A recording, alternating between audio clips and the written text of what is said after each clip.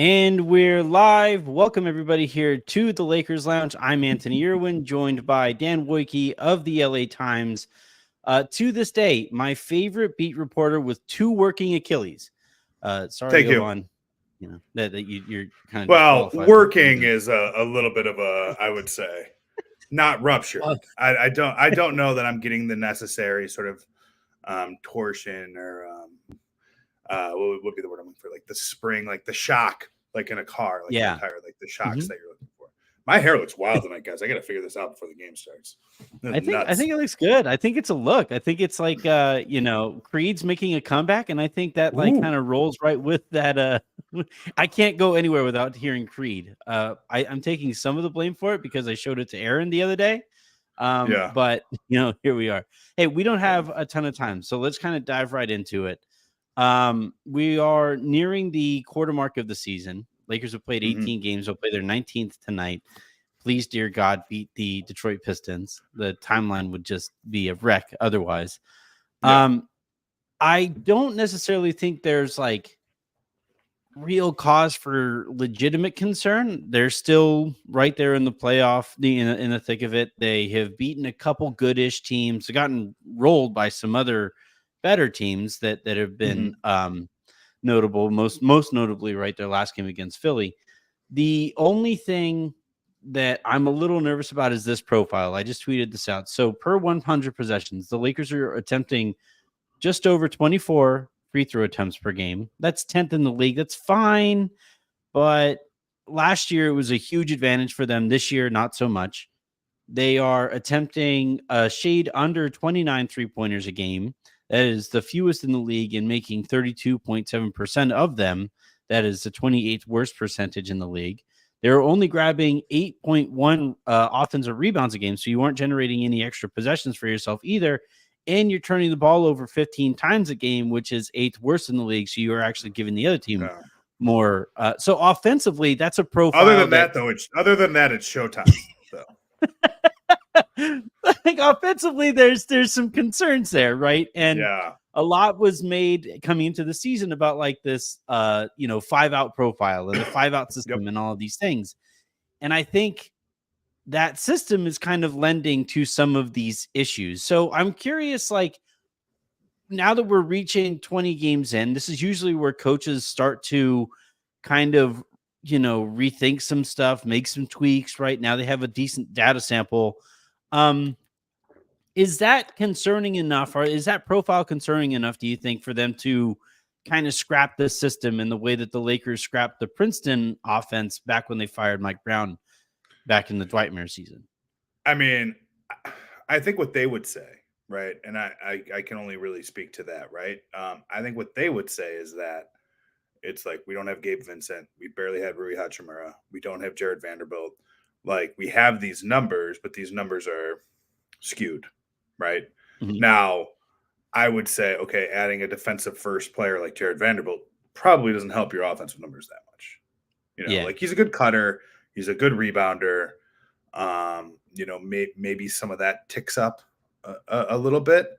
But I don't know. I mean, I think they could fall back into what they were doing last year at really any moment. But, when you talk to guys, it wasn't like they were doing a ton last year systematically, right? Like, it was like they were playing, a lot on talent, a lot on feel.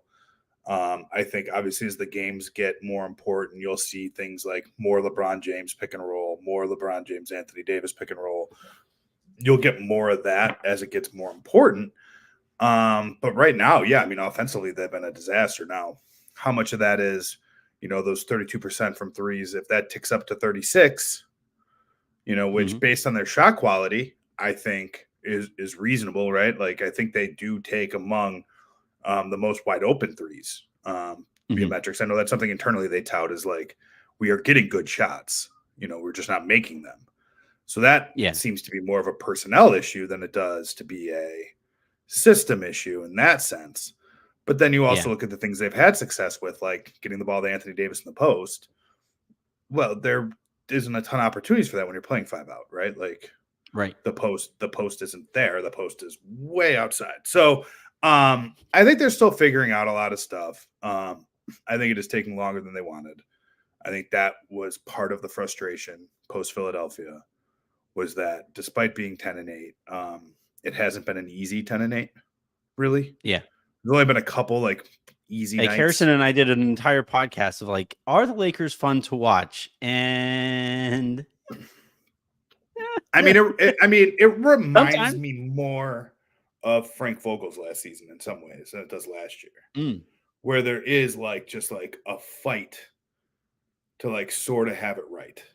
That's not good. Yeah. I didn't mean to do that, but like where it is like it's just fight. like, yeah, it is not a kind of right.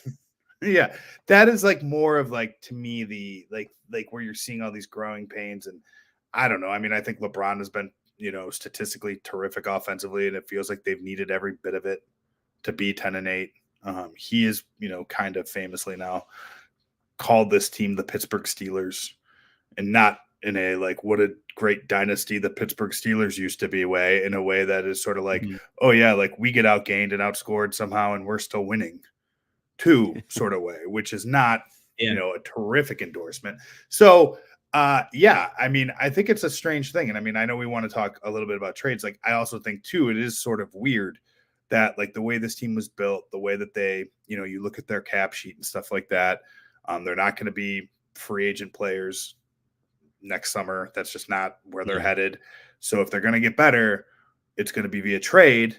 And it's weird to think trades in late November, early December. I had this conversation with the Lakers executive the other day. It's like, I mean, it is sort of distracting, but like there is this sort of, I think, a sense within everybody that like this isn't the finalized roster, especially after the success they had at the deadline last year. But that's like, you don't want to think, that's not good to think that right now. Like, you want guys to be comfortable and you want them to believe that they've got the pieces now. And I'm not sure that that's a shared thought. That's a perfect segue to actually something I wanted to talk about in D'Angelo Russell. I thought he started the season playing hard, playing pretty well, and the Lakers went through their first rut. And I think that's when the rumors started swirling. And I'm not going to go so far as to say that he has looked checked out or anything like that, but I do think there has been a bit of a downtick for him in terms of some of the focus defensively, some of the shot selection stuff, some of the turnover stuff. And I like to that exact point, right? Last year, one of the issues when they entered the season was everybody knew eventually they had to trade Russell Westbrook and probably some other pieces, seeing as they had 37 other tiny little people surrounding him. And this year, to kind of go into that again, I understand that Rob Pelinka kind of likes that discomfort. He likes the notion of competition and like winning your role and all of that, right? But like when that's kind of hanging over the team right from the get, like, have you seen any impact on those rumors now that they've kind of started in somewhat full force? You had LeBron the other night saying like a lot has to change. Whatever could you mean by that, LeBron?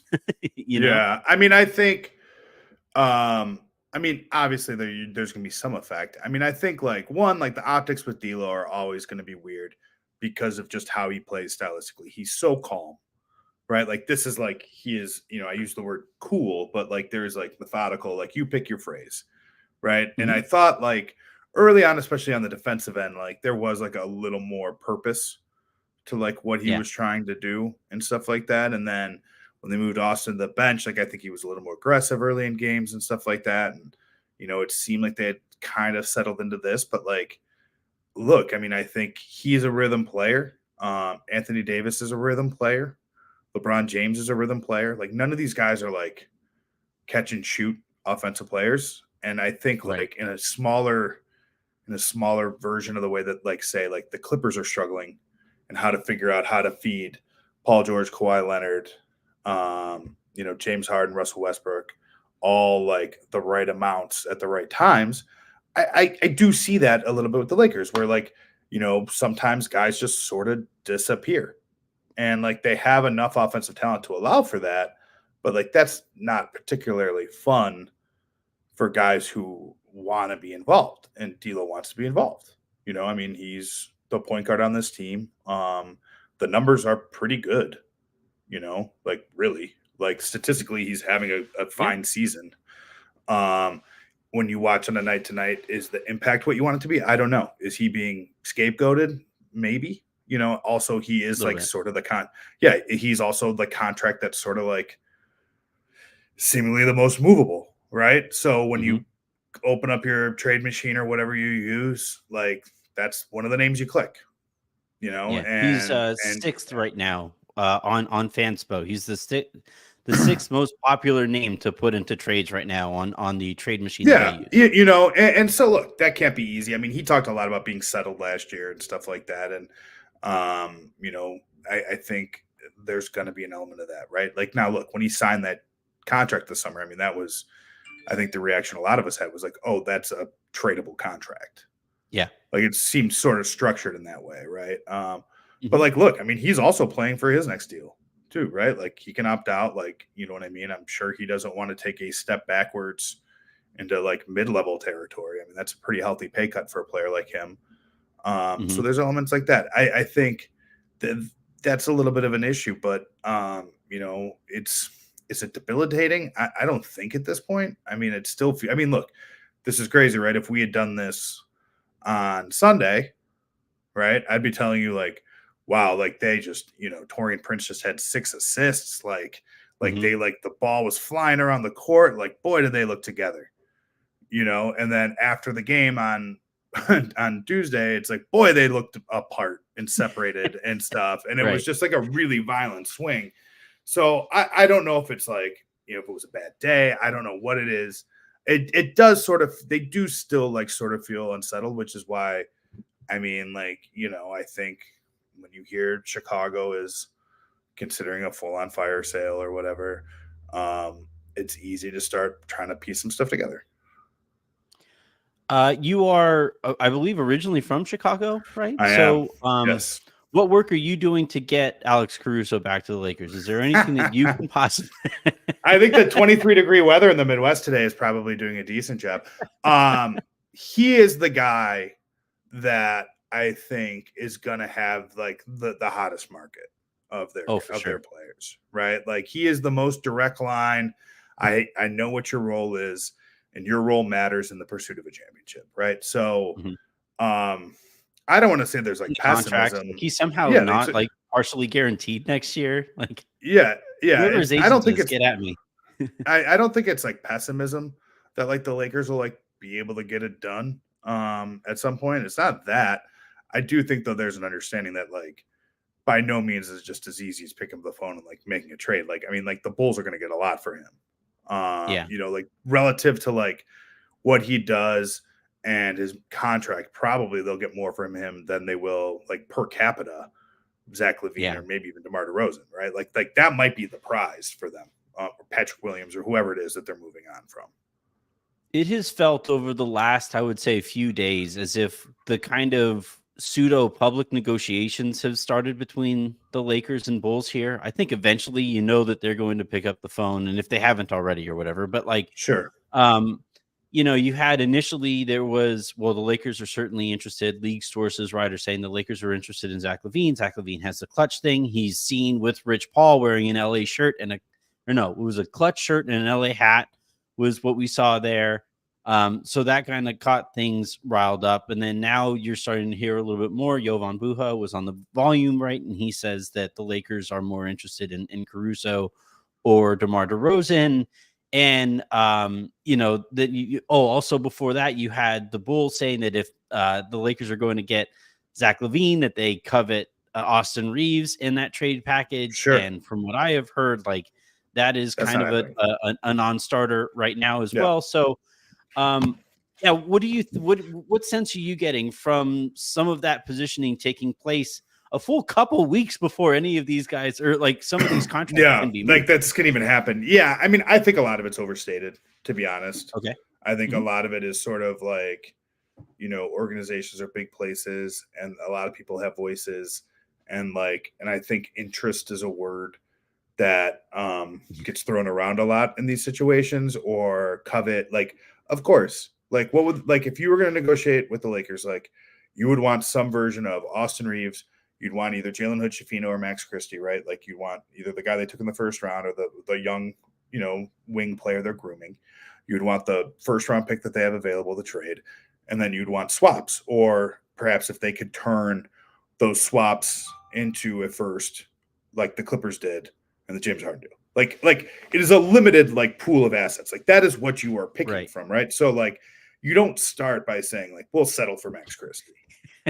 Right. Like, so like that would never. Yeah. So like, I mean, I think a lot of this you can file under like sort of like what, yeah, of course. Like, I do think like, you know, what Jovan was saying about Zach LaVine or really, I think he's saying in that situation probably is saying more about Zach LaVine than it is about DeMar DeRozan. Alex Caruso, I think is fair to say they'd love him back, you know, get in line though. Right. Like there are a lot of teams that want Alex Caruso. And I think that will be a bidding war is probably the wrong word, but I mean, like the league knows, like this isn't like some nice, like plucky white dude, like on the perimeter that your fans are going to love. Like this is one of the best perimeter defenders in the league. And all NBA first team last year. Yeah. And when you're going to try to beat Boston, when you're going to try to beat Denver, when you try to beat Minnesota, whoever it is, Oklahoma City, like you've got to, there's a guard that you're going to need to slow down. And like, he is the type of guy that you can entrust with that job. Right. So any contender is going to want him. That's an easy one. Right. Like now DeRozan, I mean, that's a name we've heard about, you know, with the Lakers for, you know, a few years. We heard about it in free agency before he signed in Chicago. We've heard about it, you know, since then, as the Bulls have kind of tried to figure out what they're going to do. I think on one hand, I trust him to be like a figured out player. Like I think he's like his all around offensive game is a little undersold, but you know, we talked about, you know, how does he, we talked about like they're struggling a little bit right now with guys who aren't super comfortable with the ball. Yeah. With like without the ball in their hands and stuff like that. Now look, he'd get to the free throw line and stuff like that, but for that to happen, he's going to have the ball more. Right. Now, maybe that fits a better role. Should LeBron miss a chunk of time? You know what I mean? Or should Anthony Davis miss a chunk of time? You know, like that type of high volume, you know, high usage offensive player would be welcomed on this team, you know, in that situation. Like I said, I don't think that they're like frothing at the mouth over Zach LaVine. I do think that, and this is me talking now, I kind of think they should, I don't want to say reconsider their position on him. It is though, when we talk about the things they're not good at offensively, like there is a little bit of like, well, okay, like I know he's not shooting it well this year, but he's been a very good high volume 3-point shooter in his career. He gets them up and he makes them at a good percentage. You know, I am one of the people, I believe Brian Windhorst has said this too. I was in Tokyo for the Olympics. I thought Zach LaVine played pretty well in a complimentary role on Team USA. Like he was a willing effort defender, rebounder, can push in transition, stuff like that. Now, like how that translates to a full NBA season, we've never seen it. But we've never seen him play with players as good as LeBron James and Anthony Davis. And would he be willing to tweak his game? Now, look, the knee is the knee, the money is the money. The contract is the contract. Kind of like the Lakers offense. Like other than that, it's pretty appealing.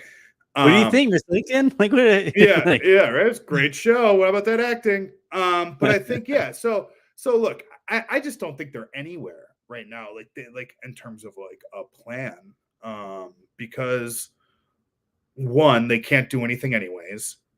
Two, it'll be like the marketplace could change at the drop of a hat, like, you know, in terms of teams getting involved and things like that.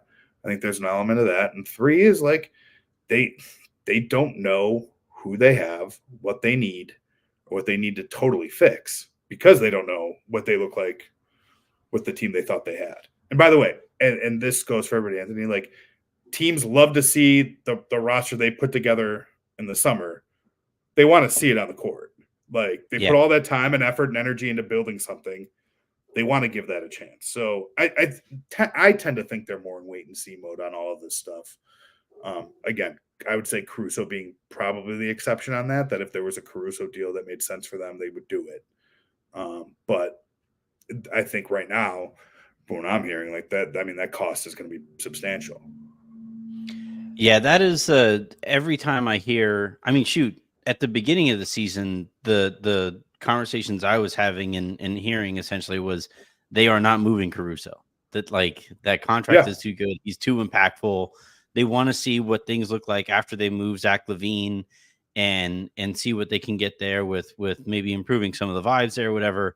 And that Caruso is borderline off of the table, which means, for those who were, I remember initially there was like, well, the Lakers could get Zach LaVine, and then there were some people saying on my well, just timeline, throw in well, Alex maybe Caruso. they could throw Caruso. It's like, I don't think Yeah, you throw in first team all defensive type players. yeah, To the point that you made though about the Lakers wanting to see their roster together, and I think that makes a lot of sense. Again, it would be one thing if they were, what are they? They're 10-8. If they were sitting here at 4-14, I could see yep. a little bit more desperation. 10-8 allows you the ability to kind of wait and see a little more. That does feature, that hopefully features getting some guys back. I know Cam Reddish is supposed to make his return as soon as I would, tonight. yeah, I expect to see him tonight, but I don't know Mhm. that per se. I mean, I think We are, Rui Hachimura is due for a reevaluation tomorrow. You would assume, based on the fractured nose and the procedure, that he'd be getting fitted for a mask of some sort, and mhm. we'll be back. And I think then probably next up is Jarred Vanderbilt.